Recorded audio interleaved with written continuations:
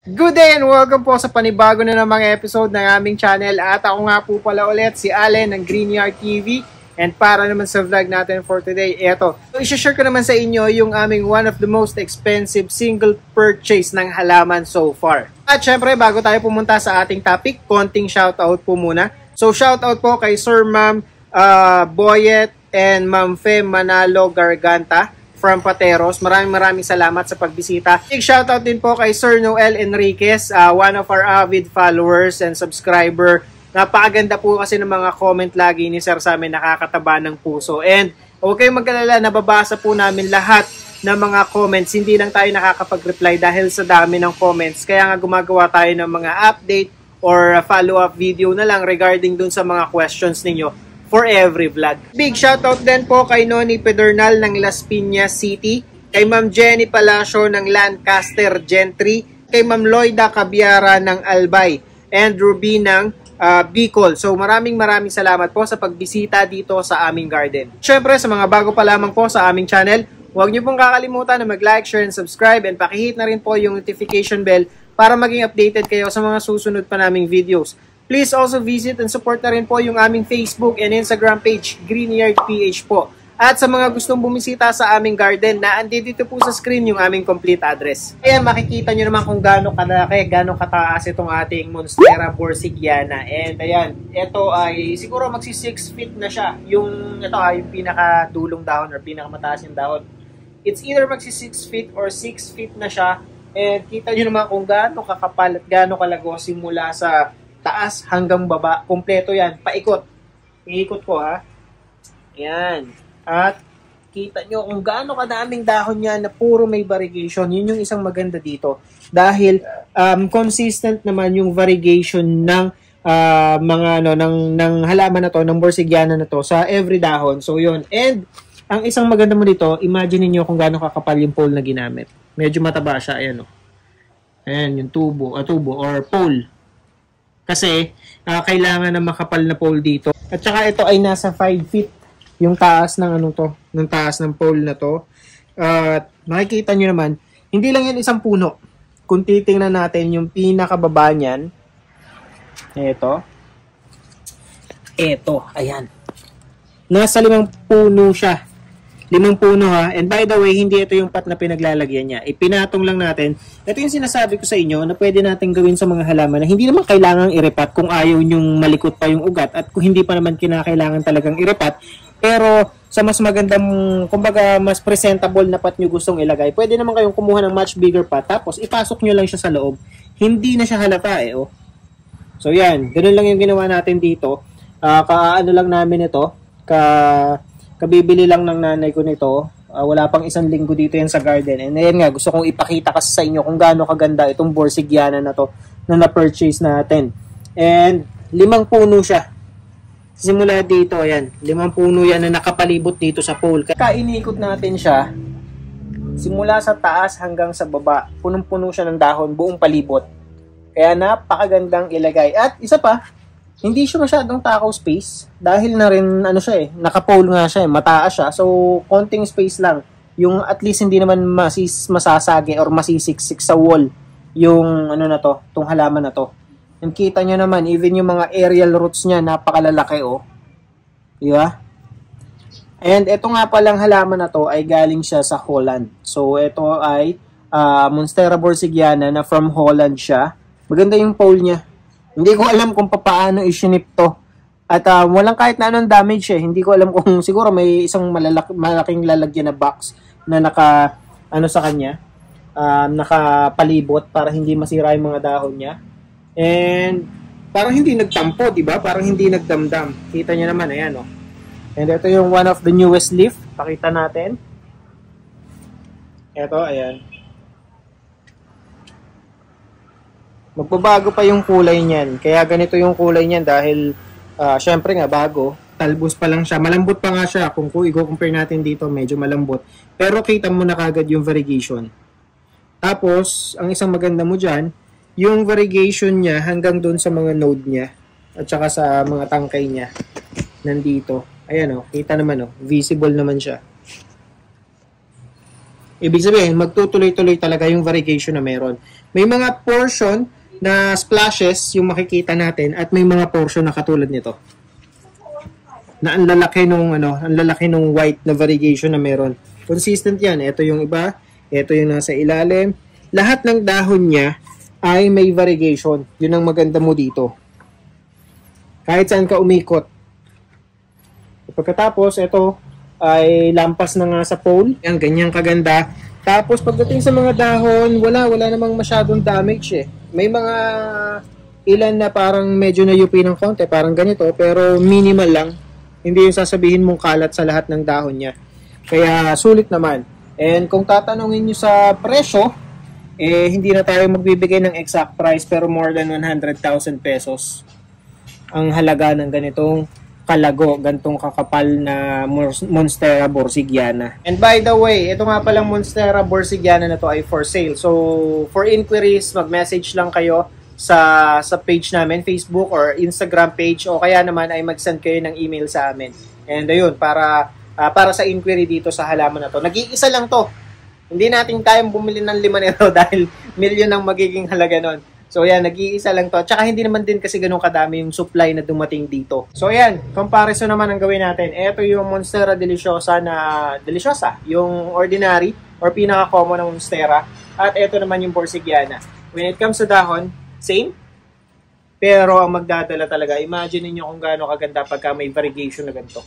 Tapos ganito pang kataas. Hindi ko lang alam kung sino yung hindi mapapawaw kapag ka nakita tong naka-display sa bahay nyo. Sabi ko nga kay nanay, iuwi na lang namin to pang-display na lang namin sa bahay namin, tapos kumuha na lang kami ng mga cuttings ba na pagbenta, di ba? So at least, may ganito na kaming kakapal na Borsigiana. First ever purchase namin to ng Monstera na variegated. Ito yung kauna-unahan. Dati parang yung isa, 2 dahon, nagdadalawang isip kami bumili dahil napakamahal, pagkatapos ganito pa pala yung mabibili namin. And eto, may mga pole siya, may mga moss siya dito. Pero eto kasi, itong part na to, kinalangan na lang siya. Hindi siya kasama. Para lang pagkakapitan ng pinaka-ugat o ng mga bagong aerial roots na sisibol. Kasi nga, ayan pwede na tayong kumuha ng cuttings pagka medyo tumaas pa dyan ng konti. Kapag ka naandito pa din. Ito, hindi pa natin siya nalilikot. Gantong-ganto pa rin siya. Kung ano yung binili natin, as is siya. And nga pala, idagdag ko na rin, pagdating dito sa mga Monstera borsigiana, alam naman natin na one of the rare plants talaga itong borsigiana. And kapag ka nakakabili tayo, cuttings lang naman yan di ba? Hindi naman nga tayo nakakabili ng or madalang yung makakakuha or makakabili tayo nung sasabihin natin ganitong kakapal. Dalang ka nga makakabili ng ganitong borsigiana na kakapal o kadaming dahon katulad nitong sa Deliciosa. Usually, ang makikita natin ng mga for sale sa mga online, sa mga nagla-live selling is either 3 hanggang 4 na dahon, tapos around magkano ang presyo nun? Nasa pagpalagay mong 40,000, 50,000 pesos kapag ka nakakakita ko. So ganun, imagine niyo kasi ang Borsigiana kasi dahil kaya siya rare, kaya siya mahal dahil napakatagal pala ng guguguli na panahon bago mag-mature ang isang dahon ng isang Borsigiana. Kaya yun yung nagmamahal sa kanya. And imagine niyo, yung 3 to 4 leaves ng mga Borsigiana umaabot ng, sabihin na natin mga 30,000 hanggang 50,000 pesos yung price range. 3 or 4 na dahon yung pinag-uusapan natin. Imagine niyo kung gaano kadaming dahon to. Diba? So, doon na lang tayo mag-base. At kung mapapansin niyo, kung ihahalin tulad natin siya doon sa isang Monstera, which is yung tinatawag na Thigh Constellation, parang similar sila. So, pero, kapag alam mo at tinitigan mong maigi, makikita mo pa rin naman yung differences. And dito kasi sa albo, maputi yung maputi yung variegation na meron siya. At saka ang isang malaking difference ng dalawa, yung Thigh Constellation at saka itong albo na Borsigiana is, etong sa Borsigiana, yung variegation niya, yan ay natural. So natural occurrence yan, nag-mutate mismo yung halaman, which is hindi nakapag-provide or nakapag-produce ng chlorophyll yung kanyang mga dahon, kaya lumabas yung mga puting yan, yung puting variegation na meron dun sa halaman.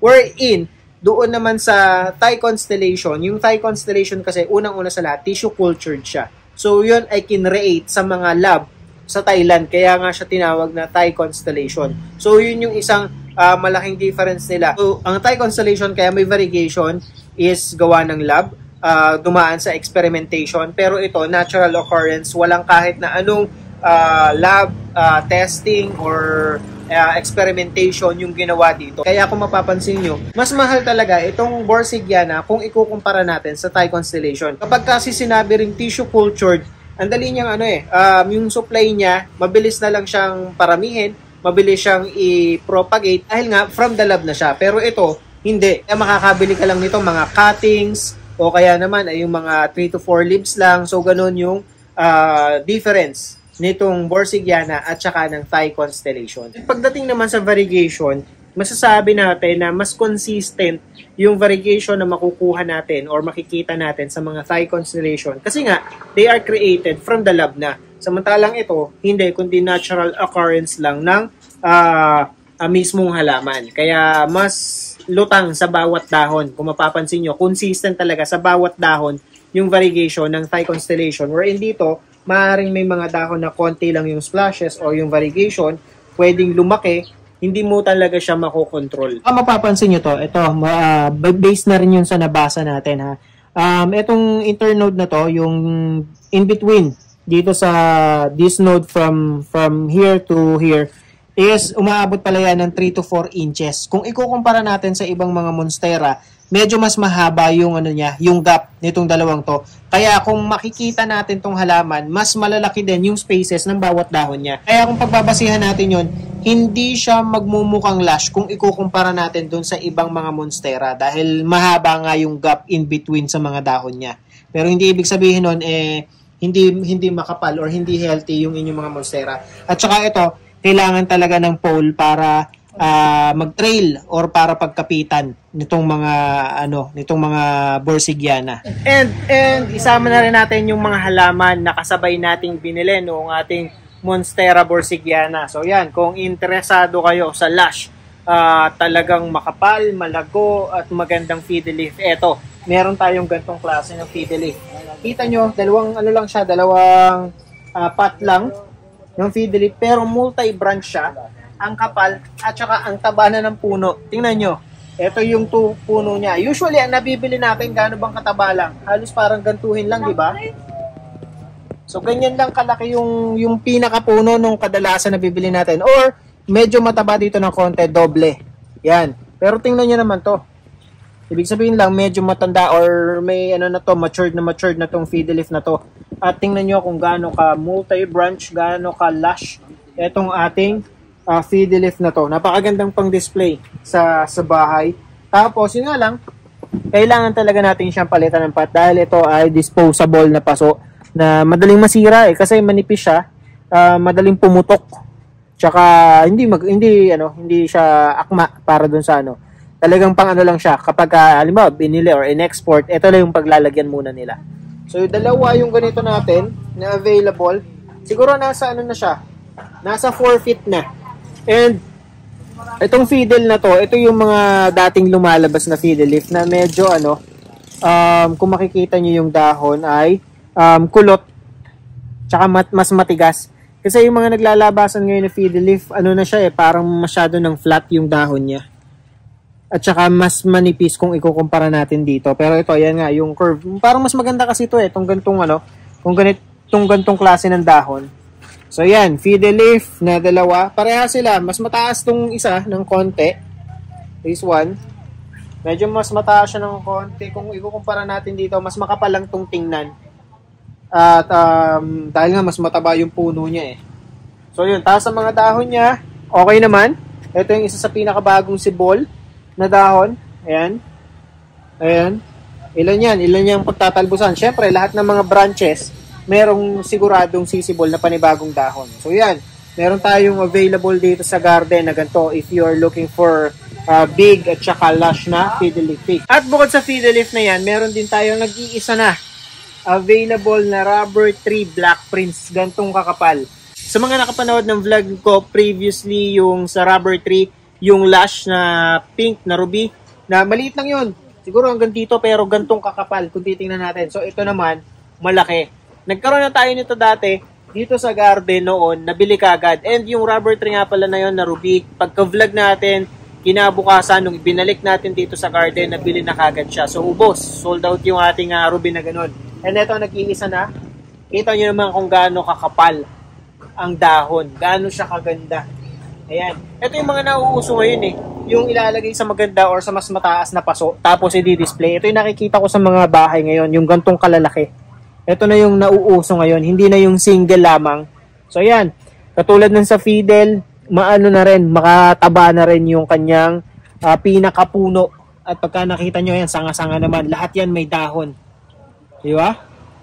Ganyan kaganda. Pagdating dito sa ibabaw, sobrang kapal. Ita-transfer nyo lang o i-repat nyo lang siya sa mas magandang paso. Pang-display na.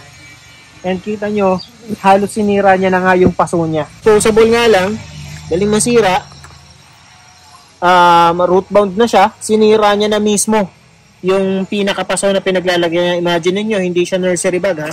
Plastic talaga siya, although manipis, solid pa rin yan, pero kayang-kayang sirain ng rubber tree.